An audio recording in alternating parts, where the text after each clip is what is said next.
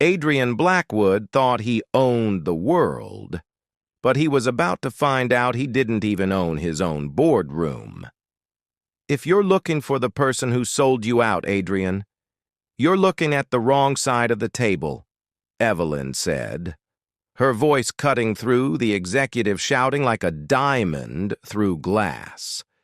She didn't look like a disgraced secretary. She looked like an empress reclaiming a throne. I didn't just leak the merger.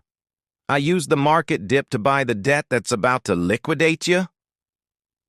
The room went tomb silent. Adrian's face drained of color as he stared at the woman he had spent 6 months belittling. My grandfather didn't just choose you a wife, Adrian, she continued, tossing a folder onto the mahogany table. He chose a successor. The matrimonial clause has a hidden addendum. If you are found unfit to lead due to a breach of character, the controlling shares don't go to the board. They go to me. She leaned in, her green eyes cold enough to freeze his heart. You fired me for being 17 minutes late now. I'm firing you for being a lifetime too cruel. Get out of my chair. If you're new to this channel, subscribe, and don't forget to rate this story from 0 to 10 and tell us which country you're watching from. The boardroom fell silent as Adrian Blackwood's fist slammed against the mahogany table. Did I hire you to think or to type? Because you're failing at both. Evelyn Carter stood at the opposite end of the conference table, a stack of reports clutched against her chest. 10 executives watched in uncomfortable silence as their CEO tore into his secretary with the precision of a surgeon and the mercy of an executioner. I followed your instructions exactly, Mr. Blackwood, Evelyn said quietly, her voice steady despite the tremor in her hands. My instructions were to have the Singapore proposal on my desk at 8 a.m. Adrian checked his Rolex with theatrical contempt. It's now 8:17.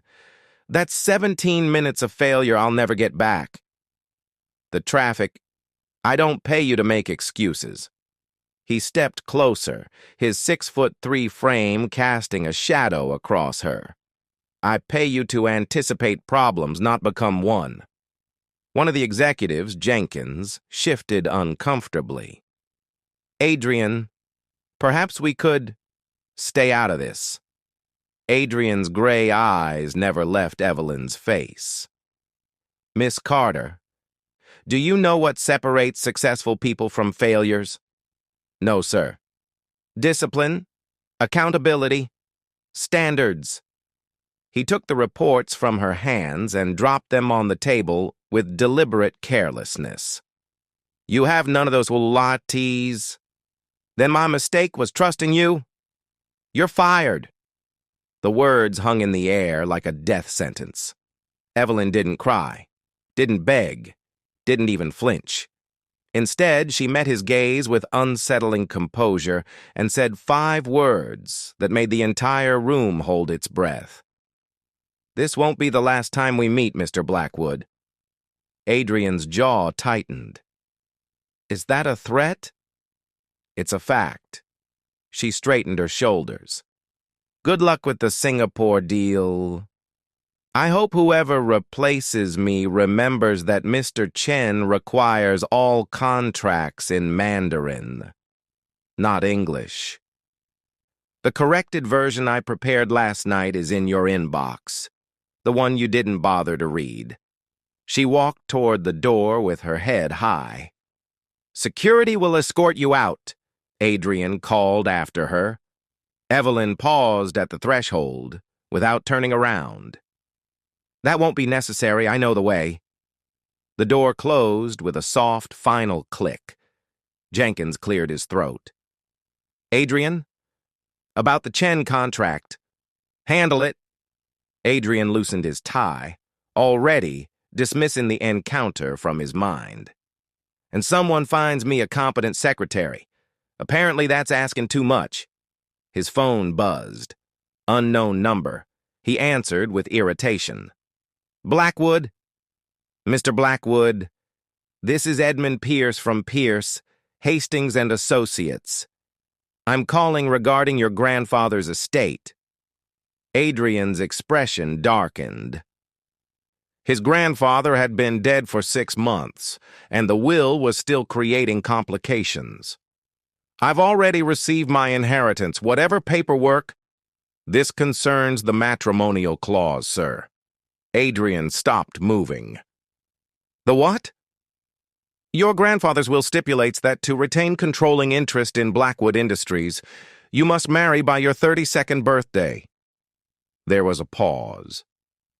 That's in 6 weeks, Mr. Blackwood. The room seemed to tilt. That's legally unenforceable, Adrian said coldly. Actually, sir, it's ironclad. Your grandfather was quite thorough. He even selected your bride, Miss Evelyn Rose Carter. The engagement papers were drawn up years ago as part of an agreement between your families. She arrives for the formal introduction this evening at 7. Adrian's blood ran cold. That's impossible. I'm afraid not, sir. The dinner is scheduled at La Maison. I'll send the details immediately. I strongly suggest you attend. The alternative is losing 60% of your shares to the board. The line went dead. Adrian stared at his phone, his mind racing. An arranged marriage to someone named Evelyn Carter. The name echoed in his head. Evelyn Carter. The same name as... No, it couldn't be. He pulled up the email from Pearson Associates with shaking hands. Open the attachment. Scrolled to the photograph. His heart stopped. It was her. The same green eyes, the same composed expression, the same woman he'd just humiliated and fired in front of his entire executive team. His future wife. The woman he was contractually obligated to marry had been working for him for 6 months, and he'd just destroyed her in the cruelest way possible. "What kind of game are you playing?" he whispered to the empty office. His intercom buzzed. "Mr. Blackwood, HR is on line 2. They say there's a complication with Miss Carter's termination. Her contract includes a mandatory review period. She can't be fired without board approval. They're sending her back up." Adrian's laugh was dark and humorless. Of course she couldn't be fired. His grandfather had probably arranged that too. Everything was arranged. Everything except his escape. If you're enjoying the story, don't forget to subscribe now. Because this story is only getting darker. 20 minutes later, the elevator doors opened and Evelyn Carter stepped into Adrian's office looking exactly as she had before, professional, composed, untouchable. Adrian stood by the floor-to-ceiling windows, hands in his pockets, his jaw tight. "Close the door." She did. The silence stretched like a wire about to snap. "You knew," Adrian said without turning around. "Yes." "How long?" "Since the day I applied for this position 6 months ago." He turned slowly, his eyes blazing. "You let me humiliate you in front of my entire executive team. You let me fire you." "You did humiliate me," she corrected, her voice calm but firm. "I didn't let you do anything. You chose to be cruel. I chose not to stop you." "Why?" "Because I wanted to see who you really were." She set her bag down carefully. "Your grandfather told me you were brilliant but ruthless, ambitious but cold. I needed to know if the man I was being forced to marry had any decency left in him." "And your conclusion?" "You don't." The words hit like a physical blow. Adrian crossed the space between them in 3 strides, stopping close enough that she had to tilt her head back to meet his eyes. Don't mistake this for mercy. You're here because HR says I can't fire you without board approval. Fine. But you're not my equal, Evelyn. You're not even my problem. Yet. You're here because you're useful. Nothing more. She didn't retreat an inch. I'm here to do my job. Nothing more. Good. He stepped back, his mask of control sliding into place. Then let's be clear about expectations. You'll arrive at 7 a.m. sharp. You'll manage my schedule, my calls, my meetings. You'll anticipate problems and stay out of my way otherwise. And the engagement is a legal formality we'll deal with separately. His tone turned to ice. When we're in this office, you're my secretary, not my fiancée, not my future wife, my employee. Is that understood? Perfectly. Then get to work. I need the Chen proposal corrected, translated, and on his desk by tomorrow morning Singapore time. That gives you 18 hours. It's already done. He blinked. What? I finished it last night after you rejected the first version. She pulled out her tablet and handed it to him.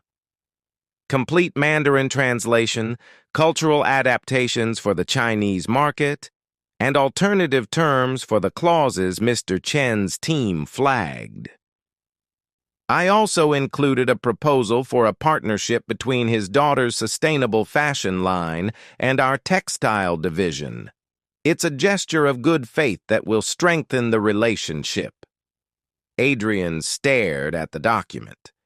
It was flawless, strategic, exactly what Chen would want, better than anything his executives could have produced. Why didn't you mention this in the boardroom? You didn't ask. Her expression remained neutral. You assumed I'd failed. I corrected the assumption after you'd already made your decision. You could have defended yourself. Would it have mattered? The question hung in the air. No, it wouldn't have. He'd wanted someone to punish that morning, and she'd been convenient. He thrust the tablet back at her. Fine, send it. And going forward, I expect this level of work on everything. No mistakes. No excuses. Of course, Mr. Blackwood. She turned to leave. Evelyn. She paused, her hand on the door. Don't ever threaten me again, in a boardroom or anywhere else. She glanced back, and something sharp flickered in those green eyes. I don't make threats, Mr. Blackwood. I make observations. There's a difference. The door closed behind her. Adrian stood alone, fists clenched, jaw tight. She'd been working for him for 6 months. 6 months of perfect competence, 6 months of silent efficiency, and he'd never seen her, never really seen her, because he'd never bothered to look. His phone buzzed. A calendar reminder. Engagement dinner. La Maison. 7 p.m. He picked up a crystal paperweight from his desk and hurled it across the room. It shattered against the wall with a satisfying crash. This was his grandfather's revenge from beyond the grave, forcing him to marry a woman who'd already seen him at his worst, who knew exactly how ruthless he could be, who had every reason to hate him. And the worst part? She didn't seem to hate him at all. She simply didn't care. The day passed in tense, professional efficiency. Evelyn managed his calls with precision, rescheduled 3 conflicting meetings, acquired impossible-to-get tickets to a charity gala, and somehow made the chaos of his schedule look effortless. At 6 p.m., she appeared in his doorway. Your car is waiting downstairs. The reservation at La Maison is confirmed for 7. Mr. Pierce will meet us there. Us. It's our engagement dinner, Mr. Blackwood. I believe my presence is required. Right. He grabbed his jacket. And after tonight? After tonight. We maintain the arrangement publicly and continue as employer-employee privately. Until the wedding. Her voice was matter of fact. Unless you have a better suggestion. He didn't. In the elevator, they stood on opposite sides. Silence, heavy. Why did you agree to this? Adrian asked suddenly. You could have said no. Evelyn's reflection in the polished doors met his. Could I have? Everyone has a choice. Do they? She tilted her head slightly. Your grandfather offered my family a way out of bankruptcy in exchange for this engagement. I was 19. I could have condemned my parents and 2 younger siblings to financial ruin, or I could have agreed to marry a man I'd never met. What choice would you have made? The elevator doors opened. Adrian had no answer. Don't forget to like and subscribe, because what Adrian doesn't know yet will change everything. La Maison was all crystal chandeliers and hushed conversations. Adrian had dined here 100 times. Tonight, it felt like a trap. Edmund Pierce rose from the corner table, all silver hair and calculated politeness. Mr. Blackwood, Miss Carter, please sit. The dinner was a performance. Pierce explained legal particulars with the enthusiasm of a man reading a death sentence. Papers were signed. The engagement became official. Congratulations, Pierce said without warmth. The wedding is scheduled for 6 weeks from today. When Pierce left, Adrian and Evelyn sat across from each other, 2 strangers bound by contract and resentment. We should discuss logistics, Evelyn said, such as living arrangements, public appearances, how we handle the press. We'll live separately until the wedding, make required public appearances, keep the press minimal. He paused. And after the wedding? That depends on you. On me? You're the one who will have to decide if I'm your wife or your employee. Her gaze was steady.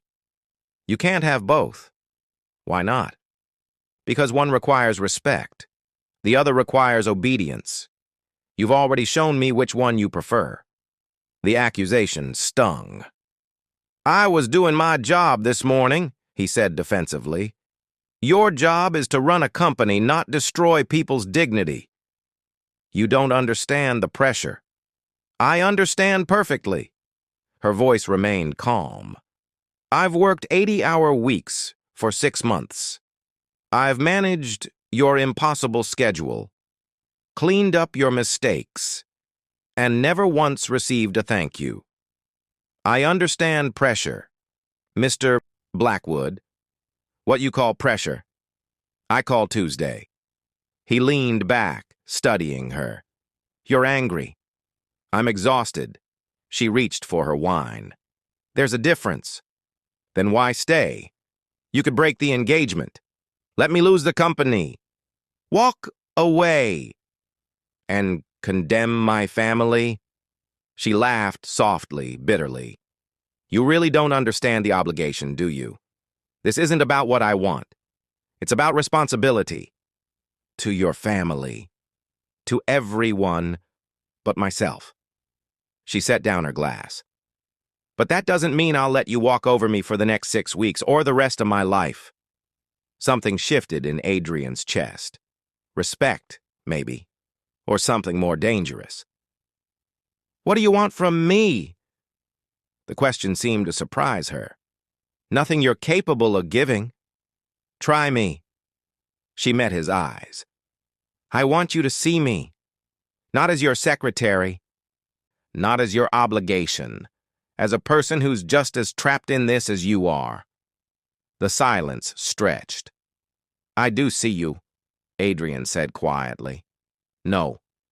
You see a problem you need to solve. She stood, collecting her coat. I'll see you tomorrow morning, Mr. Blackwood. 7 a.m. sharp. She left him sitting alone at a table meant for celebration. Over the next 2 weeks, something changed. Adrian found himself watching her. The way she took her coffee. Black. No sugar. Like she'd trained herself not to need sweetness. The way she stayed late without being asked, double-checking details because she knew he'd miss them when tired.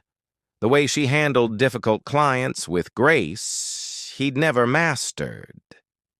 She was brilliant, and he'd never noticed because he'd never bothered to look.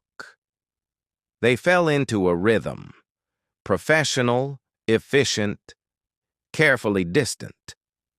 But there were moments, late nights when they were the only ones left and the silence felt less hostile. A business trip to New York where turbulence hit and he instinctively reached for her hand. And she let him hold it until the plane leveled out. An elevator ride where they stood too close and he caught the scent of her perfume and almost forgot why he was supposed to keep his distance. It was in that elevator that everything shifted. They just left a brutal negotiation. Adrian had closed a $50 million deal through sheer ruthlessness. In the elevator, Evelyn spoke. You enjoy it. Enjoy what? The cruelty. Watching people break. His jaw tightened. It's not cruelty. It's business. Is that what you tell yourself? She turned to face him. You didn't have to humiliate that man to get what you wanted, but you did it anyway, because it made you feel powerful. You don't know what you're talking about. Don't I? She stepped closer. I've watched you for 6 months, Adrian. I know exactly who you are. You're brilliant and ruthless and so terrified of being vulnerable that you destroy anyone who gets too close. And you're a saint, I suppose? No. I'm just someone who learned that reacting only gives people power over you. Her voice dropped. My father used to scream at my mother every night about money, about failures, about everything, and she would cry and he would feel justified. So I learned early. Never cry. Never react. Never give them the satisfaction. The elevator dinged. Neither moved. Is that why you didn't fight back? Adrian asked. In the boardroom? I fought back. Just not the way you expected. She held his gaze. You wanted tears. I gave you silence. You wanted to beg. I gave you dignity. The worst punishment for a bully isn't resistance. It's indifference. Something cracked in his chest. I'm not a bully. Then stop acting like one. The doors started to close. Adrian hit the button, his hand shaking slightly. I don't know how, he admitted. The confession hung between them. Evelyn's expression softened. Then learn. Because I won't marry a man who treats me like an enemy. She stepped out. He followed, catching her arm gently. Evelyn. She turned, and they were standing too close. Her perfume filling his senses, her eyes wide and guarded, and something else. Something that looked like hope. Don't, she whispered. Don't apologize unless you mean it. Don't touch me unless you're ready to see me as more than your secretary. Don't. He kissed her. It was impulsive and desperate, and everything he'd been fighting for weeks. Her lips were soft, and she tasted like coffee, and something sweet, and for 3 perfect seconds, she kissed him back. Then she pulled away, her hand against his chest. You don't get to do that, she said, voice shaking. You don't get to humiliate me and then kiss me and expect everything to be fine. I know. You don't respect me. I'm trying to. Try harder. She stepped back. I'll see you tomorrow, Mr. Blackwood. She walked away, leaving him standing in the hallway, more confused than he'd ever been. Stay with me, because the closer they get, the harder the fall will be. Don't forget to click the subscribe button. Adrian didn't sleep that night. He kept replaying the kiss, the way she'd responded before pulling away, the way she'd looked at him, hurt and hopeful and guarded. By morning, he'd convinced himself it was a mistake. She was his obligation, not his choice. But when she walked into his office at 7 a.m., looking as composed as ever, something in his chest tightened. Good morning, Mr. Blackwood. Your schedule? We need to talk about last night. She set down the coffee. There's nothing to talk about. It was a mistake. Agreed.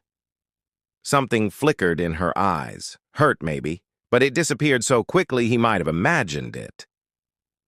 Then, we're on the same page. She pulled out her tablet. The board meeting is at 9. The Chen contract finalized. And your mother called. She wants to meet me before the wedding. Tell her I'm handling it. She specifically requested, I said I'm handling it. Evelyn's jaw tightened, but she nodded. Of course. The week that followed was tense. Adrian buried himself in work, and Evelyn maintained her professional distance. Then disaster struck. A confidential deal, a merger worth $200 million, leaked to the press 3 days before the announcement. Stock prices fluctuated. Investors panicked. The board demanded answers, and all evidence pointed to one source: Evelyn's computer. Adrian stared at the security report, his heart sinking. It's impossible, he told his head of security. She wouldn't. The timestamps don't lie, sir. The files were accessed from her terminal at 11:47 p.m. last Tuesday and sent to an encrypted email. We traced it to a financial journalist. Last Tuesday, the night after their kiss. Had it all been an act? The boardroom was packed when he called the emergency meeting. Evelyn sat in the corner, her face pale but composed. Jenkins spoke first. We need to address the leak immediately. The damage— I know the damage, Adrian cut him off. His eyes found Evelyn across the room. Miss Carter, you had access to these files. She stood slowly. Yes. Can you explain how they ended up in the press? No, Mr. Blackwood. I can't. The room erupted. Adrian raised his hand for silence. Did you leak the information? No. Then who did? I don't know. That's not good enough. Jenkins slammed the table. We have evidence. Evidence can be fabricated, Evelyn said calmly. Or you're lying, Adrian said, and hated himself for the words. Something broke in her expression. I see. Evelyn, no. She stood straighter. You've already decided I'm guilty. All of you have. So let me make this easy. She pulled an envelope from her bag and set it on the table. My resignation. Effective immediately. That's not— Adrian started. I trusted you. Her voice cracked slightly. After everything, I actually started to believe you could see me, that you might respect me, that maybe— She stopped. My mistake. Miss Carter, if you're innocent— Running makes you look guilty, Jenkins interjected. I'm not running. I'm choosing dignity over defending myself to people who've already convicted me. She looked at Adrian. I expected cruelty from you, Mr. Blackwood. What I didn't expect was cowardice. That's enough, Adrian said. You're right. It is. She walked to the door. The engagement is off. Have your lawyers contact mine. I'm sure we can find a way out of your grandfather's clause, or maybe you'll just lose the company. Either way, it's not my problem anymore. She left. The door closed. Silence. Adrian, Jenkins said carefully. The merger. Get out! Adrian's voice was barely a whisper. But I said get out. The room emptied. Adrian stood alone, staring at the resignation letter. He'd done it again. Protected himself at someone else's expense. Chosen control over trust. His phone buzzed. A message from Pierce. I've reviewed the security report. Miss Carter's computer was remotely accessed. Someone else used her credentials. She's innocent. Adrian's world tilted. Too late. It was too late. Subscribe now, because the truth is about to hit him harder than regret ever could. Adrian found her 3 hours later at his grandfather's grave. She was sitting on the grass, tears running silently down her face. He'd be so disappointed in me, she said without looking up. He believed I was strong enough to handle you. I'm not. Adrian's throat tightened. Evelyn, you were right to suspect me. I'm the obvious source. She wiped her eyes. I just thought, after the elevator, after you kissed me, I thought maybe you'd choose to believe me.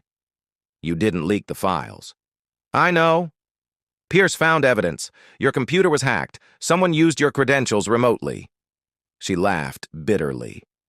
How convenient. Now that I've resigned, I should have trusted you. Yes, you should have. They sat in silence. I'm not resigning, Evelyn said finally. What? I'm not giving you the satisfaction of running away. She stood. You need me.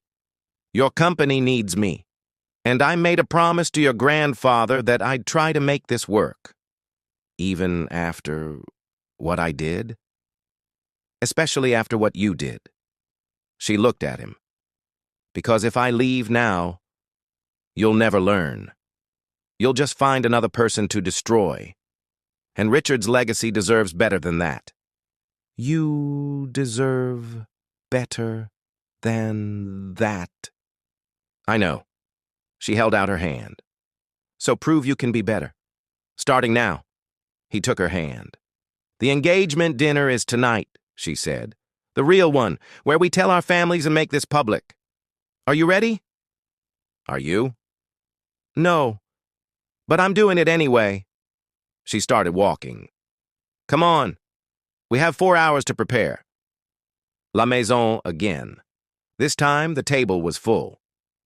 Evelyn's parents, her brother Daniel, who looked like he wanted to punch Adrian, her younger sister watching everything with wide eyes, Pierce overseeing the formalities.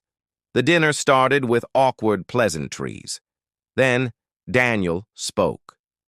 So, when exactly did you realize my sister was your fiancée? Daniel, Evelyn warned. No, it's fair.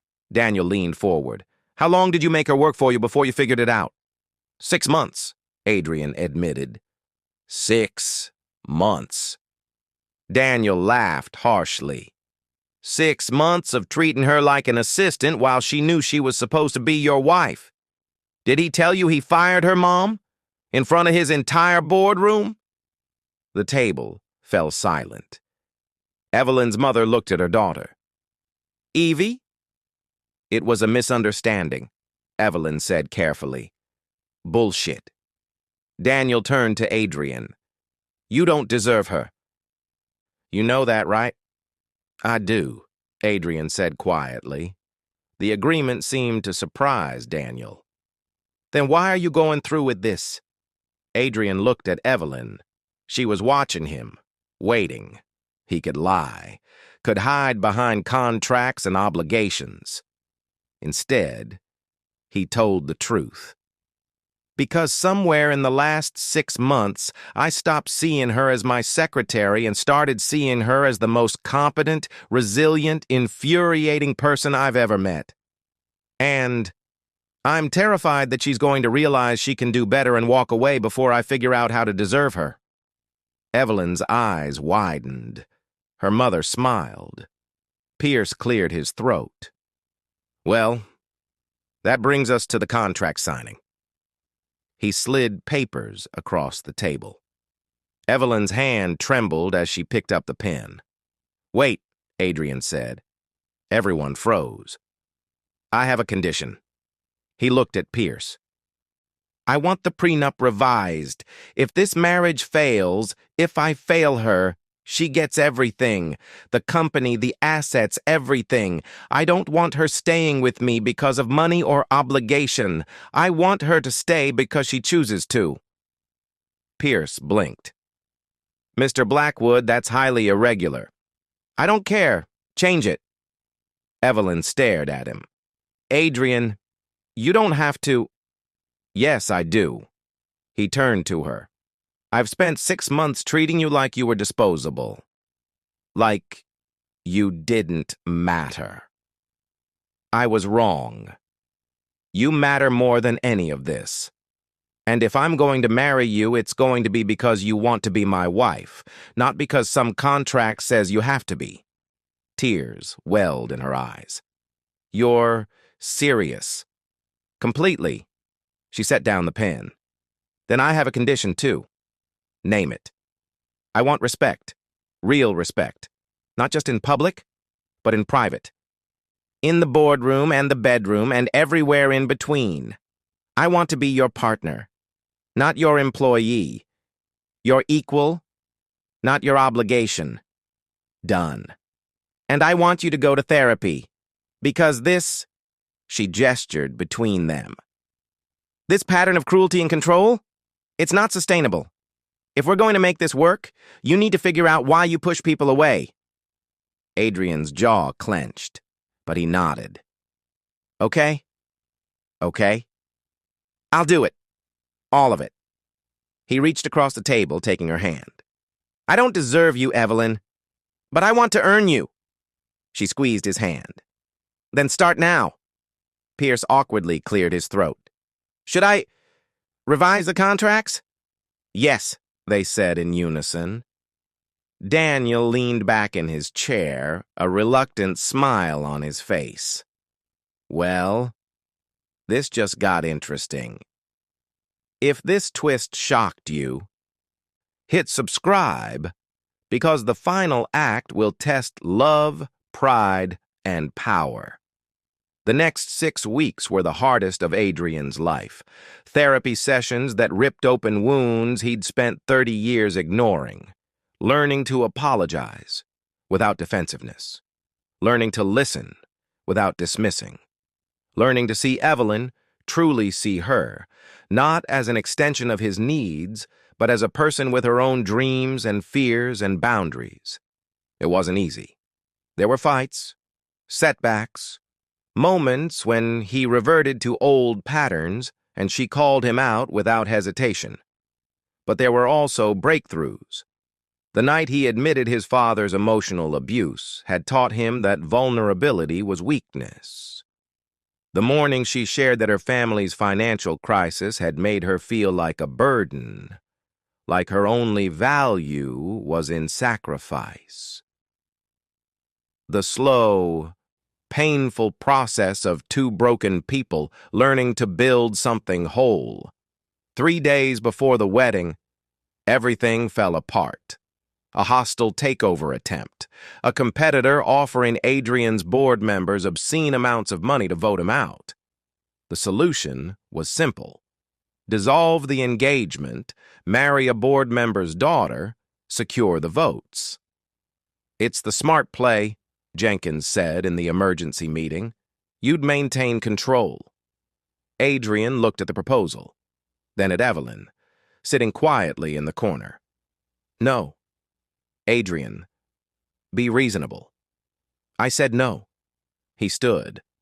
I'm not dissolving the engagement. I'm not marrying someone else for votes. And if the board wants to vote me out, they can try. But I won't sacrifice the woman I love for a company." The room went silent. Evelyn's head snapped up. "What did you say?" He turned to her. "I love you. I probably have for weeks, but I was too stubborn and too stupid to admit it. And I'm not giving you up. Not for this. Not for anything." "Adrian, you'll lose everything," Jenkins warned. "No." Adrian kept his eyes on Evelyn. "I'll lose a company. There's a difference." Evelyn stood slowly, crossing the room to him. "You're serious?" "Completely. You'd give up Blackwood Industries? For me?" "In a heartbeat." She studied his face, searching for the lie, finding only truth. "You idiot," she whispered. Then she kissed him.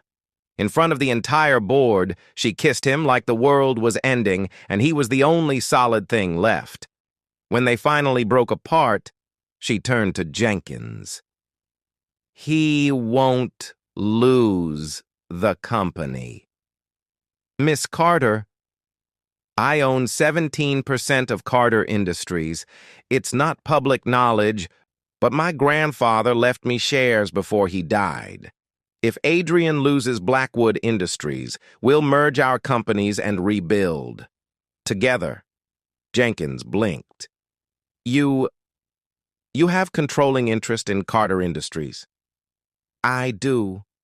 I've been on their board since I was 22. I just never advertised it." She smiled. "Turns out being underestimated has its advantages." Adrian stared at her. "You never mentioned, you never asked." She squeezed his hand. "I was never just your secretary, Adrian. I was always your equal. You just needed to see it." The hostile takeover fell apart within hours. When word spread that Adrian Blackwood and Evelyn Carter were combining their influence, the board members withdrew their support for the coup. Some battles, it turned out, were won not with ruthlessness, but with partnership. The wedding happened on a Saturday in late spring. Small, intimate, just family and close friends. Evelyn walked down the aisle in a simple white dress, her hand in her father's, her eyes locked on Adrian's. He'd never seen anything more beautiful. When they reached the altar, the officiant began. "We're gathered here today." "Wait," Adrian interrupted. Everyone froze. He turned to Evelyn. "Before we do this, I need to say something." She raised an eyebrow. "Now?" "Now." He took both her hands. 6 months ago, I was the worst version of myself. I was cruel and controlling and so afraid of being vulnerable that I hurt the one person who deserved better. You saved me, Evelyn. Not by fixing me, but by refusing to accept anything less than the truth. You saw through my armor and demanded I become better. And I promise you, for the rest of my life, I will spend every day trying to deserve the faith you've shown in me." Tears streamed down her face. "I love you," he said simply. "Not because I have to, because I choose to." She laughed through her tears. "You're doing this in front of everyone?" "I am." "You're impossible." "I know. I love you too." She squeezed his hands. "But if you ever fire me again, you'll destroy me." "Exactly." The officiant cleared his throat. "May I continue?"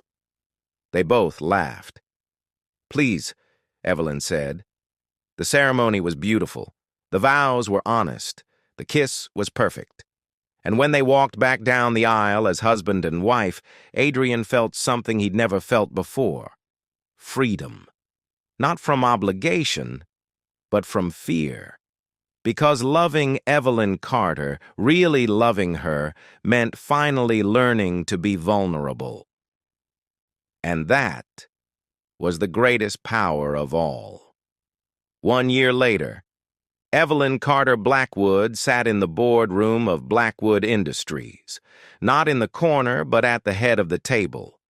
Adrian sat beside her, their hands linked beneath the table, where no one could see.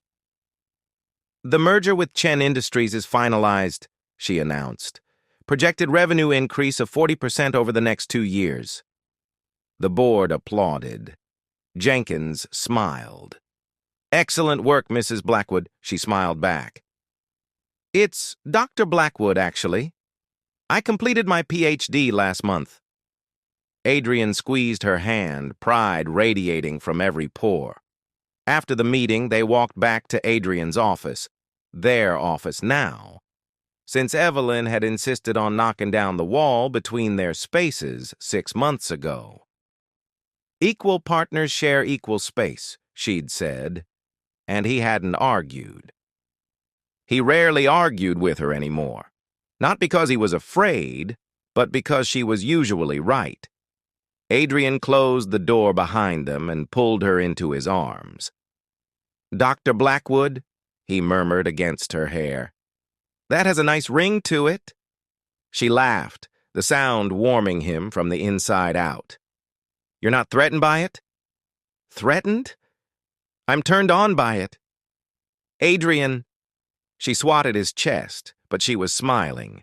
He caught her hand, bringing it to his lips. "I'm serious. Watching you present in there, commanding respect, making brilliant decisions, it's the sexiest thing I've ever seen." "You've changed," she said softly, studying his face. "We both have." It was true. The past year had transformed them both in ways neither had expected. Therapy had helped Adrian understand that his cruelty had been armor, protection against the vulnerability his father had weaponized throughout his childhood. Learning to lower that armor, to trust Evelyn with his fears and insecurities had been terrifying, but it had also been liberating. And Evelyn had changed, too. She'd stepped out of the shadows she'd hidden in for so long, claiming her rightful place not just as Adrian's wife, but as a powerful business leader in her own right. The combination of Blackwood Industries and Carter Industries had created an empire, but more importantly, it had created a partnership built on mutual respect and genuine love. "I have something for you," Adrian said, releasing her to retrieve a folder from his desk. Evelyn raised an eyebrow. "If this is another contract—" "It's not." He handed it to her. "Open it." She did, her eyes widening as she read. "Adrian, this is—" "The deed to the old Carter estate, the one your family lost during the bankruptcy." He watched her carefully. "I bought it back. Had it fully restored. It's yours. I thought maybe we could give it to your parents. Let them have their home back." Evelyn's hands trembled as she clutched the papers. Tears spilled down her cheeks. "How did you— when did you— I've been working on it for 6 months. I wanted to surprise you." He stepped closer, wiping her tears with his thumbs. "Your family sacrificed everything for you, Evelyn, including you. I thought it was time they got something back." She threw her arms around his neck, holding him so tightly he could barely breathe. "Thank you," she whispered. "Thank you, thank you, thank you." "You don't have to thank me. They're my family too now." She pulled back, looking at him with such love, it made his chest ache. "Who are you? And what have you done with the ruthless CEO who fired me in a boardroom?" "He's still here," Adrian admitted. "But he's learning. Every day he's learning." It wasn't entirely smooth sailing. Old habits died hard. Just last week, Adrian had snapped at a junior employee for a minor mistake, his voice sharp and cutting. He'd seen the young man flinch, seen the shame color his face, and he'd seen Evelyn watching from across the room, disappointment clear in her eyes. He'd apologized immediately. To the employee first, then to Evelyn. "I'm trying," he'd told her that night. "I swear I'm trying." "I know you are," she'd said, holding him close. "And that's what matters. Not perfection. Effort." Now, standing in their shared office, Evelyn pressed a kiss to his jaw. "I love you," she said simply. "I love you too." He hesitated. "Even when I'm still sometimes an ass?" "Especially when you're still sometimes an ass. Because you're my ass." He laughed, the sound genuine and free. "That's the worst romantic declaration I've ever heard." "You married me anyway." "Best decision I ever made." That evening, they drove to Evelyn's parents' house for dinner, a weekly tradition they'd established after the wedding. Daniel opened the door, grinning. "The power couple arrives." "Shut up," Evelyn said affectionately, hugging her brother. Inside, her mother was setting the table while her father argued with her younger sister about college choices. "Evie!" Her mother pulled her into a warm embrace. "And Adrian! Come in! Come in!" Over the past year, Adrian had worked hard to build genuine relationships with Evelyn's family. It hadn't been easy. Daniel had been openly hostile for months, and her father had been stiffly formal. But slowly, through consistent effort and genuine change, he'd earned their trust. Daniel no longer looked like he wanted to punch him. Her father had actually smiled at him last week. Her mother had started calling him son. It felt like family. Real family. The kind Adrian had never had growing up. During dinner, Evelyn pulled out the folder. "Mom, Dad, we have something for you." Her parents exchanged confused glances. "What is it, sweetheart?" her mother asked. "Open it." Her father took the folder with shaking hands. Opened it. Went completely still. This is our house. Our old house." "It's yours again," Adrian said quietly. "Fully restored. All debts cleared. We wanted you to have it back." Evelyn's mother burst into tears. Her father just sat there staring at the papers like they might disappear. "I don't understand," he finally said. "Why would you? We don't deserve—" "You sacrificed your daughter," Adrian interrupted gently. "You gave up Evelyn to save your family. That's a debt I can never fully repay. But I can do this. I can give you back what you lost." Daniel cleared his throat roughly. "Damn it, Adrian. You're making it really hard to hate you." "Good," Adrian said, with a small smile. "That's the point." Evelyn's father stood slowly, walked around the table, and pulled Adrian into a tight embrace. "Thank you," he whispered. "Thank you for loving my daughter. Thank you for being the man I hoped you'd become." Adrian's throat tightened. He returned the embrace, feeling something in his chest crack open, some final wall he hadn't realized he'd been holding up. "Thank you for trusting me with her," he said. "I won't let you down."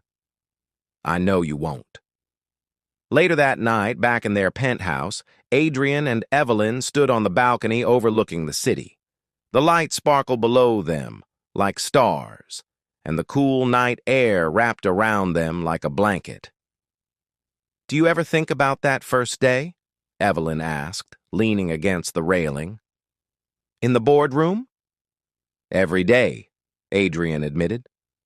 "Do you regret it?" "I regret how I treated you. But I don't regret where it led us." He wrapped his arms around her from behind. "Everything that happened. The cruelty. The mistakes, the pain, it brought us here. And I wouldn't change here for anything. She turned in his arms, looking up at him. Even when I'm stubborn? Especially when you're stubborn. Even when I correct you in meetings? Even then. Even when I steal all the covers at night? Okay. That one I could do without. She laughed, the sound filling the night air. I'm proud of you, she said softly, of who you've become, who you're still becoming. I'm proud of you, too. Dr. Blackwood, business mogul, woman who refuses to take shit from anyone, including her husband. Especially her husband. He kissed her then, slow and deep and full of promise. When they finally broke apart, Evelyn rested her head against his chest. Your grandfather would be proud too, you know. Adrian's breath caught. You think so? I know so. He told me once that he saw potential in you, brilliance and strength, but also compassion that you'd buried. He said you just needed someone who wouldn't let you hide. She looked up at him. He chose me because he knew I wouldn't back down, that I'd fight for you even when you fought against yourself. He was a manipulative old bastard. He was, but he loved us both. Adrian thought about his grandfather, the stern, demanding man who'd raised him after his parents died. The man who'd seen something in a 19-year-old girl and decided she was the perfect match for his broken grandson. I wish he could see us now, Adrian said quietly. Maybe he can. They stood there in comfortable silence, watching the city breathe below them. Adrian? I'm pregnant. He froze. His arms tightened around her reflexively. You're... What? She turned to face him, a nervous smile playing at her lips. I'm pregnant. About 8 weeks. I found out yesterday, but I wanted to wait for the right moment to tell you. Adrian's mind went blank. Then it flooded with 1,000 emotions at once. Joy, terror, wonder, fear. We're having a baby? We're having a baby. I'm going to be a father. You're going to be a father. The terror must have shown on his face because Evelyn cupped his cheeks gently. Hey, look at me. He did. You're not going to be like your father, she said firmly. You're going to be better. I know you are. How can you be sure? Because you're already better, because you've done the work, because you choose to be better every single day. She pressed her hand to his chest, over his heart. And because you won't be doing this alone. We're partners, remember? In everything. Partners, he repeated, the word grounding him. Partners. He pulled her close, burying his face in her hair. I'm terrified. So am I. But also, I've never been happier in my entire life. She laughed, the sound watery with tears. Me too. They held each other on that balcony. Two people who'd started as enemies and become something so much more. Two people who'd learned that love wasn't about control or obligation. It was about choice. And every single day, they chose each other. Adrian Blackwood stood in the doorway of the nursery, watching Evelyn rock their daughter to sleep. Little Emma, named after his grandmother, had her mother's green eyes and her father's stubborn determination. At 18 months old, she already ruled their household with an iron fist wrapped in adorable dimples. She's finally down, Evelyn whispered, carefully placing Emma in her crib. They tiptoed out, closing the door with practiced silence. In the hallway, Adrian pulled Evelyn into his arms. Have I told you today that you're an incredible mother? Only twice. You're slipping. Have I told you That you're an incredible wife? 3 times. You're getting better. Have I told you that I love you more than anything in this world? She smiled up at him, the same smile that had cracked his armor years ago. Not in the last hour.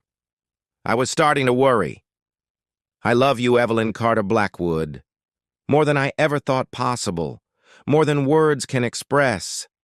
I love you too, Adrian, even when you're still learning.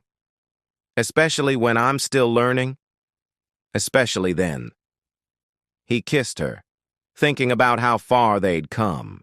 From that brutal morning in the boardroom to this quiet moment in the hallway. From cruelty to compassion. From control to partnership. From obligation to choice. It hadn't been easy. There had been setbacks and struggles, moments when old patterns resurfaced and had to be consciously broken. But they'd done it together, and they would continue doing it together for the rest of their lives. Because love, Adrian had learned, wasn't about being perfect. It was about being present. It was about showing up day after day and choosing to be better. And with Evelyn by his side, he would keep choosing.